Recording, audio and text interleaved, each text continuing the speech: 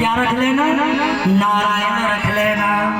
कितना सुंदर उपाय बतला गए संत अजामिल के लिए कि ये दुष्ट है, ऐसे तो नाम लेगा नहीं, कम से कम अपने लड़के का नाम लेगा तो भगवान का नाम निकलेगा। अब तो इसको प्यास लगती है तो कहता बेटा नारायण पानी लाओ, भूख लगती है तो बेटा नारायण भोजन लाओ।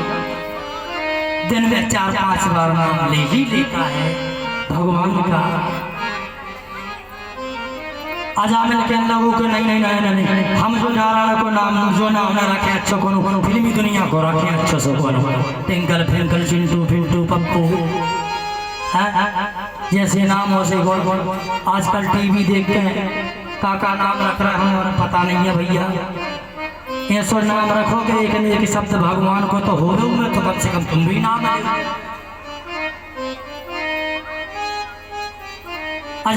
नहीं, हमें नाम नहीं रखेंगे। बोले हम कुछ अच्छा सा नाम रखेंगे तो पत्नी बोली संत जी कह रहा तो रख नहीं सकते। पत्नी कह रही कि संत जी कह रहे तो कहना नाम नहीं रख सकता, चलो जी सो साइलेंट होगा कहो दबो। एक बात बताएं, जो पत्नी से बहुत डरा रहा कौन से डरा? तो पत्नी से। और एक बात और बताएं, डराओ भी चाहिए, डराओ भी चाहिए, नहीं तो मैडम कर है डम डम, डरना भी चाहिए। और एक बात और बता रहे हैं, भलाई भी यही में है। अरे देवी तुम कहती हो तो नारायण का हम तो कृष्ण भगवान रख ले जाता है हम बस भैया। इसने जो है अजामिल ने नाम रखा और भैया जब अंत समय आया है इसका तो भैया क्या कहते हैं, एक पुकार रहा है यमदूत इसको लेने के लिए आए, एक पुकार रहा है कि बेटा नारायण मुझे बचाओ, ये यमदूत मुझे मार देंगे। और ये पुकार मेरे ईश्वर ने सुन ली, मेरे भगवान ने सुन ली और इसके भगवान के पास आए और अजामिल को बचा लिया गया भैया। इसलिए भैया इंसान बीवी बच्चों को भाई बहन को रिश्ते नाते सभी सबसे बड़ा रिश्ता सभी से रिश्ते बनाता है इंसान, लेकिन एक रिश्ता सबसे बड़ा रिश्ता है जो है इंसान का और भगवान का, ये रिश्ता तोड़ देता है भैया। रामायण में कथा आती है, जटायु दीनहीन पड़े थे और भगवान श्री राम ने कहा जटायु जी आप अपने शरीर को बनाए रखिएगा। तब जटायु ने बड़ी सुंदर बात कही। जटायु कहता है कि जाकर नाम मराते मुखे आबा आधे महु मोते होली सनकावा।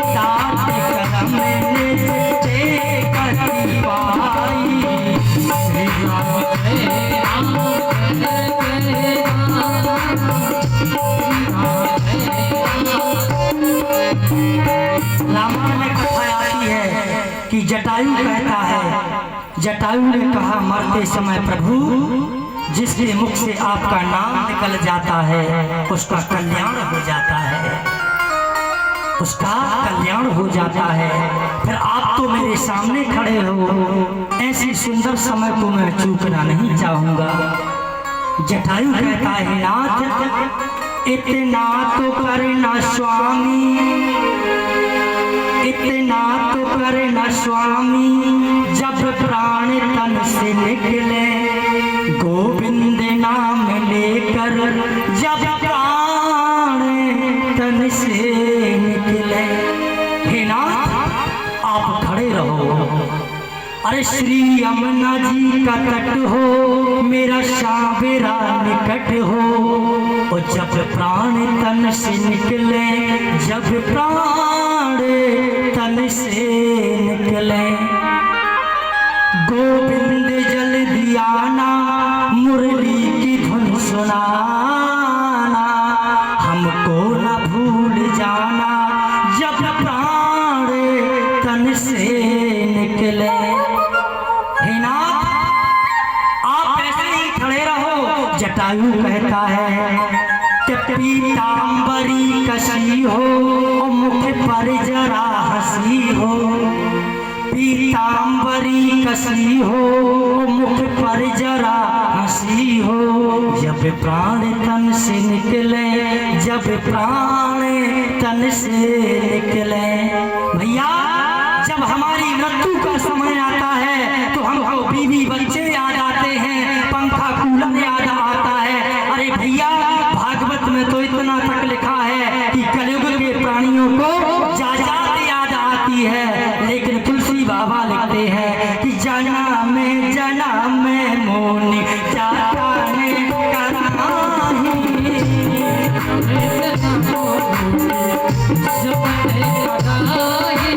जन्म में मोनी जाता ने कराही।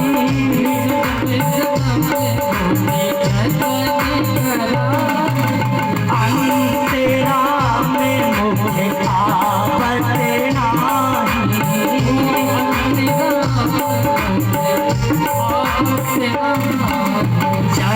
जन्म में मोनी जतन कराही।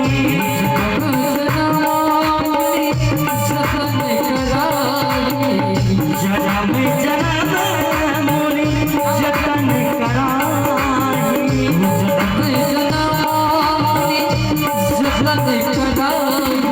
अंतेरा में मुझे आपत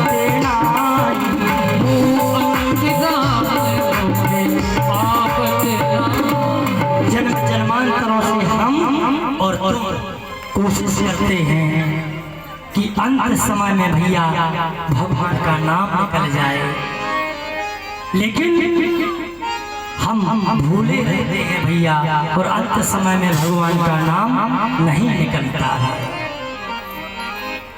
नहीं निकलता।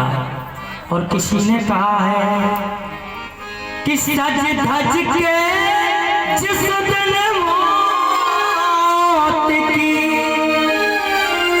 कि सज धज के जिस दिन मौत की शहजादी आएगी,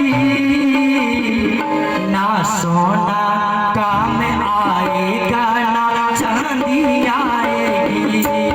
ना सोना आएगा ना चांदी आएगी, ना सोना काम आएगा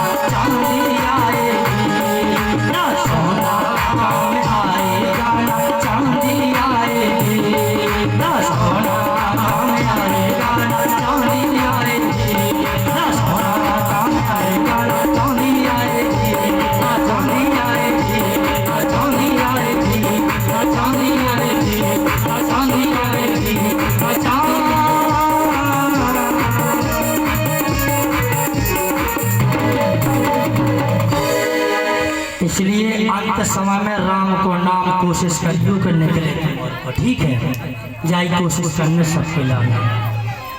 हाँ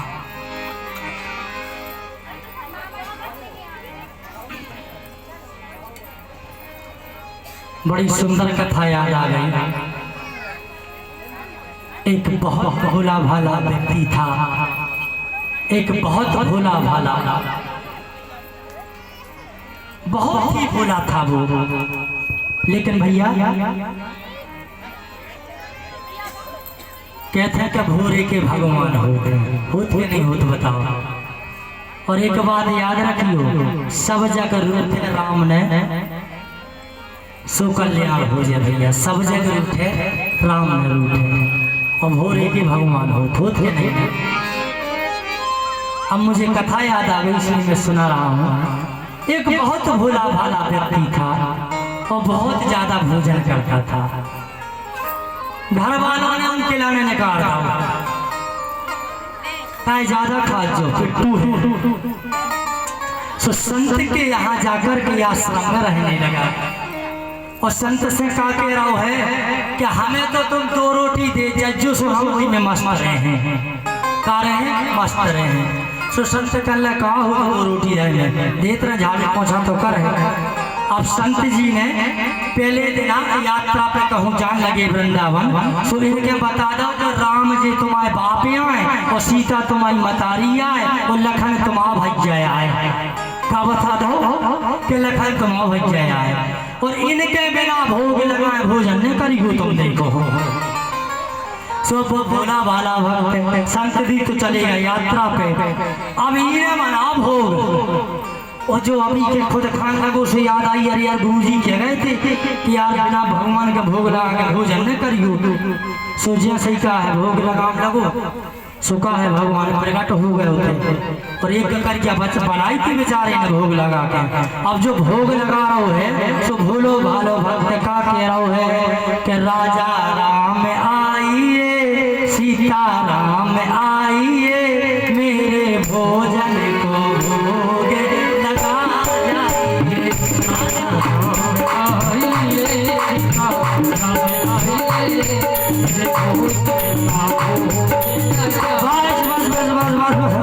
तो भगवान होगा प्रकट राम जी के बस देव हमारा ने सु घबरानो बोलो बोलो बोलो कहना दत्ता मैंने एक करके बनाई और तुम प्रकट होगा तो नहीं मैं भैया देखो हम तो भूखे हैं, राम जी कल खवाओ न तो पर है। तो राम जी के आदि के करिया दई ने पेटू ने पालो और गौ और गुरु जी से कल सुनो अब तुम आज से हमें ज्यादा प्रसाद आइयो बनावे में आतो। गुरु जी कल काय अरे कल तुमने गई थी भगवान को भोग लगा के खा जो भी प्रकट हो जा।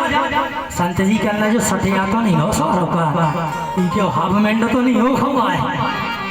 गुरु जी ने और आटा चावल दिया, वो भक्त गया यमुना के तट पे और 2 ककड़ियां बनाई और याद आ गई गुरु जी की बात के भोग लगाने पहले सो फिर उन्हें 2 ककड़ियों को भोग का करो राजा राम आइए, भगवान आइए, मेरे भोजन का भोग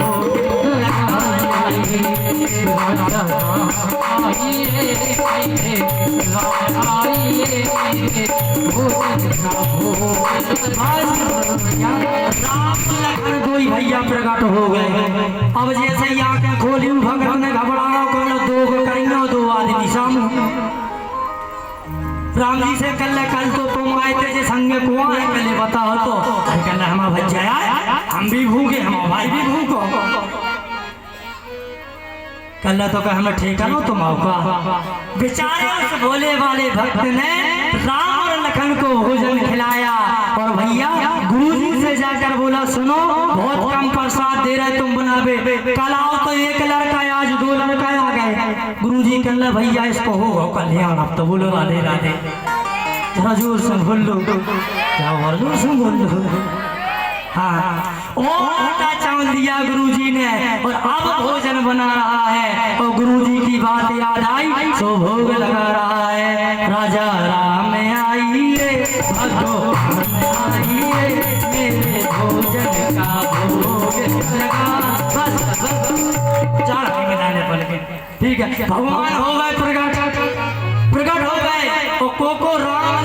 सीता हनुमान घबरानो 3 ककरियां बनाई थी, भगन लगो छोड़ के, कल ने हमें खाने ने तुम्हें देने बेटा की ककरियां हैं। अरे भैया रुको तो, राम ने की भैया रुको तो जा भैया, राम के भी पे जैसे तैसे भूलो भालो भगत रुको, कल पहले जा बताओ कि मर्द आओ के जाओ औरत को आए या संगे श्रीमती हेमा मालिनी को आए। अरे कल भैया हम देखो हमारी पत्नी आए जा जी भैया जी हमारे सेवक, कल इतना बड़ो ठेका नहीं लो दादा, ऐसा नहीं करो तुम। गुरुजी को फटकार लगाई, सभी को भक्त भोग लगा रहा है प्रेम से भैया, और वो भोग लगा रहा है सभी के लिए। और भैया इस पर मैं एक बात बोलना चाहता हूँ कि बिना भगवान को भोग लगाए किसी भी घर में किसी को भी पहले भोजन नहीं देना चाहिए। भैया एक मंदिर होता है जो हमारे घर में बना हुआ है, आंगन में बनाते हो आप लोग मंदिर बनाते हो, बना तो सबके मंदिर में है। जिस घर में आंगन नहीं है उस मकान की शोभा उस प्रकार है जैसे किसी नारी के मांग में सिंदूर है। कितना बड़ा आप मकान बनाइए, लेकिन उस मकान के आंगन में मंदिर जरूर होना चाहिए। हम हिंदू हैं और हम हिंदुओं ने यदि इस परंपरा को त्याग दिया तो हमको फिर मुस्लिम और हिंदुओं में कोई फर्क नहीं रहेगा। आंगन में भगवान का स्थान जरूर होना चाहिए। और भैया एक दूसरा मंदिर होता है जिस मंदिर में माताएं भोजन बनाती हैं, वो भी मंदिर है। जैसे हमारे उस शंकर जी के मंदिर में कभी भी अपवित्र वस्तु का भोग नहीं लगना चाहिए, उसी प्रकार माताएं आप लोग भोजन बनाती हो, कभी भी आपकी किचन में मांस मदिरा का भोजन नहीं बनना चाहिए। कभी भी अपनी किचन में जहाँ आप लोग भोजन बनाती हो वहाँ पर मांस मदिरा कभी मत बनाइए। भगवान क्रोधित हो जाते हैं और उस घर में हमेशा के लिए लक्ष्मी गायब हो जाती है। कभी भी ऐसा करना, और जब भी भोजन बनाए तो सबसे पहले भगवान को अर्पण करें, क्योंकि भगवान मांसाहारियों को पसंद नहीं करते हैं, भगवान तो शाकाहारियों को पसंद करते हैं। क्योंकि भैया कंद मूल खाने वालों से मांसाहारी डरते थे। ध्यान से सुनना कि कंद मूल खाने वालों से मांसाहारी डरते थे, और जैसे शूरवीर को नमने सिकंदर करते थे। अरे चाहते तो खा सकते थे वो मांस पशु के ढेरों में, लेकिन उनको प्यार मिला शबरी के झूठे बेरों में। अरे भैया चक्र सुदर्शन धारी थे और गोबर धन पर भारी थे, और मुरली से बस करने वाले गिरधर शाकाहारी थे। कभी मांस मदिरा का सेवन मत करो भैया। दया की आंखें खोल के देखो, अरे देख लो पशु के करुण क्रंदन को। अरे इंसानों का जिस्म बना है शाकाहारी भोजन को। अरे अंग लाश के खा जाएं क्या फिर भी वो इंसान है, और पेट तुम्हारा मुर्दा घर है या कोई कब्र से